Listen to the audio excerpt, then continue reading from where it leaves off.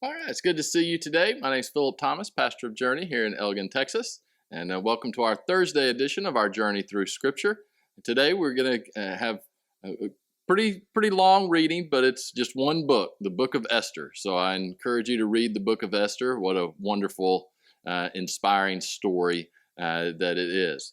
So Esther, again, we're going through the Bible in chronological order. So we've been talking about how the people have been returning back to Jerusalem. The temple is being rebuilt, but many of the Jews stayed in Persia, in the area that was Babylon, and then Persia overtook Babylon, and so they were kind of spread out. It's called the diaspora. So there were Jews in different places. This story kind of gives an insight into how they lived. They were living among a foreign group of people, and so they kind of kept their head down. Doesn't mean that they weren't faithful to God, but they didn't just hold up signs and promote that they were Jewish, because this is kind of a precursor. This story, if you will, shows kind of the roots and the basis of how anti-Semitism has worked throughout history, sadly. And this is a powerful story of what happened to the Jewish people in Persia, not the Jewish people in Jerusalem, but these are the ones who have settled and did not return to Jerusalem, but stayed where they were. So you start off in chapter 1, and you have the king. And I'm just going to kind of quickly go through and hit the high points of the story. I encourage you to read it. But he has a Queen Vashti, and basically he gets really drunk, and he calls her to come because he's going to kind of show her off, because she's very attractive. If you're the king, you only take attractive women, apparently, and he had many to choose from. But she was the queen, and she refused to come. Says verse 12, but Queen Vashti refused to come at the king's command. Therefore the king was furious, and his anger burned within him. And you continue on, verse 17, for the queen's behavior will become known to all women, so that they will despise their husbands in their eyes when they report that King Ahasuerus commanded Queen Vashti to be brought in before him, but she did not come. So basically they said, if you don't do something about this, everyone is going to think, or all women are going to think, that they don't have to listen to their husbands. So, real good solid reasoning there. And that it continues on. There will be excessive contempt and wrath. So if it pleases the king, let a royal decree go out from him, that it be recorded in the laws of the Persians and Medes, that it will not be altered, that Vashti shall come no more before King Ahasuerus, and let the king give her royal position to another who is better than she. When the king decrees which he will make it proclaimed throughout all his empire, for it is great. All wives will honor their husbands, both great and small. Okay. So kind of a jerk of a king, a jerk of advisors. They're trying to make a point. So now Queen Vashti is basically stripped of her being a queen, and she's not going to be allowed to go back into the king's presence. So in chapter 2, basically they have a beauty contest, and they gather women from around the kingdom. And one of those women is named Esther. She is basically adopted by her uncle Mordecai. Mordecai also works within the kingdom, and Mordecai reminds her and tells her, do not reveal that you are a Jew. And so Esther actually gets chosen, but it's going to be like a year before the king actually calls on her. Says she would not go to the king again unless the king delighted in her and called for her by name. So this is a very interesting arrangement that the king has. He can choose who he wants to come in and out, but he does make Esther his new queen. Verse 15, and Esther obtained favor in the sight of all who saw her. Right? And verse 17, the king loved Esther more than all the other women, and she obtained grace and favor in his sight more than all the other virgins. So he set the royal crown upon her head and made her queen instead of Vashti. Right? So now Esther is queen, but that doesn't mean, our picture is that there's the two thrones and the king and queen, sit side by side and rule. That is not the situation here. It's only whenever you are called to come to be with the king that you're ever together. Sorry, kind of got tongue tied there. And so we have this interesting situation that's kind of setting up what is to come. Then we have Mordecai, who discovers a plot that some of the eunuchs are plotting against the king to take him out. Mordecai lets Esther know. Esther lets the king know, and that the king is saved from that plot. And it says, verse 23, and when the inquiry was made into the matter, it was confirmed, and both were hanged on the gallows, and it was written in the book of Chronicles in the presence of the king. Right? So they kind of say, write down what happened. That's important to know for later in the story.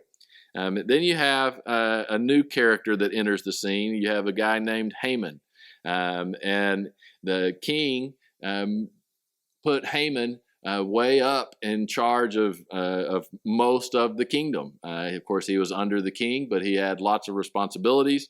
And most people were paid homage to Haman because they knew how close he was to the king, all except Mordecai. And we don't really know what's going on here. We don't know why Mordecai, did not pay homage to Haman. Mordecai respected the king. There was something between these two, and Mordecai was like, I'm not going to bow and pay homage to you. You're not the king. Well, Haman didn't like that at all, and that Mordecai would not bow before him. So it says, now it happened when they spoke to him daily, he would not listen to them, that they told it to Haman to see whether Mordecai's words would stand. So they tell Haman that Mordecai is not paying attention. It says, for Mordecai had told them that he was a Jew. So that was probably, he must have given that as the reason that he would not pay homage to Haman. It says, when Haman saw that Mordecai did not bow or pay homage, he was filled with wrath, but his disdain to lay hands on Mordecai alone, for they had told him of the people of Mordecai. Instead, Haman sought to destroy all the Jews who were throughout the whole kingdom, all of the people of Mordecai. Now, this is interesting. It's like, why would you do that? Why wouldn't you just be mad at Mordecai? I mean, you could at least see the rationality of being mad at Mordecai because he's not giving you the praise that you deserve. To then shift that to, well, I want to take out all of the people, all of the Jewish people.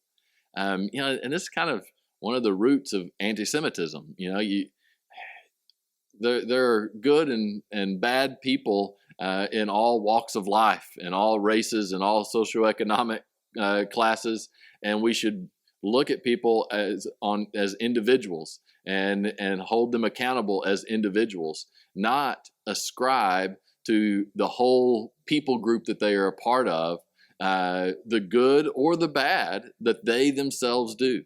It's a pretty simple philosophy and understanding, and it's obviously biblical, right? We view people as all are created in the image of God. He creates all individuals, but yet this is what we see not only in anti-Semitism, but within racism, no matter what direction that racism flows from.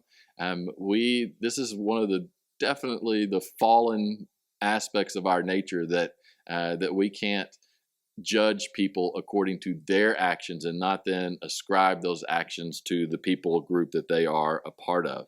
But Haman, he wants to do that. So he goes to the king and he says, hey, there's this group of people that, they follow their own laws. They don't follow you. Why don't you let us destroy them and pay people to destroy them? And the king was like, oh, sure, because, this king's not too bright either. So now you have a day that all of the Jewish people in Persia are, have the chance to be annihilated and wiped out. So in chapter 4, Mordecai is mourning, and he tears his clothes, and Esther hears about this and sends her servant, says, why are you doing this? Here's some new clothes. And Mordecai tells her what's going on. And then Mordecai says, you need to go and bring this up to the king and see if he will do something about it. And Esther responds back, says, all the king's servants and the people of the king's province know that any man or woman who goes into the inner court to the king who has not been called, he has but one law: put all to death, except the one to whom the king holds out the golden scepter, that he may live. Yet I myself have not been called to go see the king in 30 days. So Esther's telling Mordecai that. So she knows this is kind of a dangerous thing. She hadn't been to see the king in a while. He hasn't called on her. For her just to show up puts her at risk of death. And we've seen this king. What if he's drunk? What if he is, in a bad mood? You never know. So Esther is rightfully nervous about this. But Mordecai responds with this. And Mordecai told them to answer Esther. This is verse 13 of chapter 4. Do not think in your heart that you will escape in the king's palace any more than all the other Jews. For if you remain completely silent at this time, relief and deliverance will arise for the Jews from another place, but you and your father's house will perish. Yet who knows whether you have come to the kingdom for such a time as this? This is just a powerful response, such a wise response. Mordecai recognizes, okay, Esther, I know this is hard, and you may feel safe now, and because she wouldn't be affected by this law. This law was not going to affect her. They did not know she was Jewish. The people Haman and the people that wanted to go out and wipe out the Jews would not go to the queen and wipe her out. Right? She was going to be safe, but eventually, it would be found out. Eventually, she would pay the price for not standing up when she had the chance. And this is an important lesson for our days today. Many times we don't stand up for things because they're not happening to us, but maybe they're happening to other people, and we know that they are not right. Are we willing to stand up for those who are experiencing evil and injustice, even if by doing that it puts us in an uncomfortable position, in an uncomfortable place? Something for all of us to think about. So Esther then replied, asked them to fast, and said, my maids and I will fast likewise, and so I will go to the king, which is against the law, and if I perish, I perish. The bravery of her. She expressed her concern. Mordecai gave his wise words. She recognized them to be true, and then she heeded them to the point that she risked her own safety and her own life. So then in chapter 5, she goes. The king does hold out the golden scepter, and she asked him to come to a banquet and to bring Haman. And so they come and they have a wonderful banquet. The king says, let me give you a gift. And she says, well, I tell you what, why don't you just come back again, you and Haman? But we don't know exactly what transpired here. But the king that night is uncomfortable and can't sleep. And so he starts reading the history books, and he comes across this guy named Mordecai, and how he thwarted this assassination attempt years before. And he says, what did we do for this guy? And the answer was nothing. So Haman comes in, and Haman is really excited. In fact, he had a busy night as well. He told his wife and everybody, hey, you know what? I'm going to have Mordecai hung. So he builds gallows to have Mordecai hanged. And then he comes into the king, and the king says, hey, how would you show your appreciation to someone who is worthy of it? And Haman, of course, being the arrogant guy that he is, thinks he's talking about himself. And he says, oh, I would just do all this stuff, give him a horse, parade him through town, all kinds of things. And the king says, okay, good. Why don't you do that for Mordecai? Now, can you imagine Haman, how angry this would have made him? So he had to do this. And then he and the king go back again to a banquet with Esther, and Esther reveals the evil plot that Haman has come up with. Says verse 4 of chapter 7, for we have been sold, my people and I, to be destroyed, to be killed, to be annihilated. She's very smart. She says, had we been sold as male and female slaves, I would have held my tongue, although the enemy could never compensate for the king's loss. Right? So she's like, it could have been less, and I wouldn't have brought this before you, but we're talking about full annihilation. Right? And so the king hears this. He is extremely angry, and he says, who is he? Where is he? Who would dare presume to do such a thing? And Esther says it's Haman. Right? And so then everything gets put together. Oh, this woman, she is Jewish. The Jewish people have been scheduled for annihilation. The king runs out because he's so angry. Haman begs Esther, kind of falls. You kind of get the feeling falls across her lap as he's begging. The king comes back in, and then he says, will he also assault the queen while I am in the house? And so he had Haman hanged on the very gallows that had been built for Mordecai.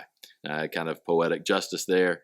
And then, the law couldn't be just ignored because it had already been made. So the king made a new law that the Jews could defend themselves and could unite against anyone who tried to attack. And so they did, and the Jews overpowered anyone. And I'm sure there was a lot fewer people who tried to annihilate the Jews after this, but the ones who still did were destroyed. All of Haman's children were hung as well because they continued to participate in this.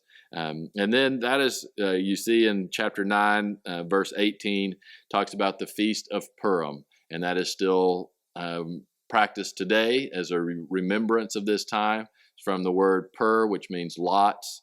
It says that how they had cast lots to consume and destroy the people, but Esther changed the law and convinced the king to change the law, and so the people were restored. And then Mordecai continued to advance and was very prominent in the kingdom. That's a powerful story, one that we can learn from both Mordecai and Esther. Mordecai's wise words of being willing to stand, and that, maybe whenever you feel uncomfortable, but feel like you need to stand, maybe God has put you in that place for such a time as this.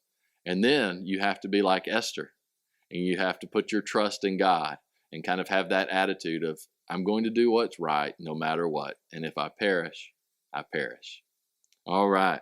Well, for next Tuesday, let's read Ezra chapter 6 and then Malachi chapters 1 through 4.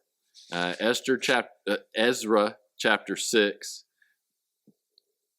I tell you what, Ezra 6 and then Malachi 1 through 4. All right, we'll see you on Tuesday.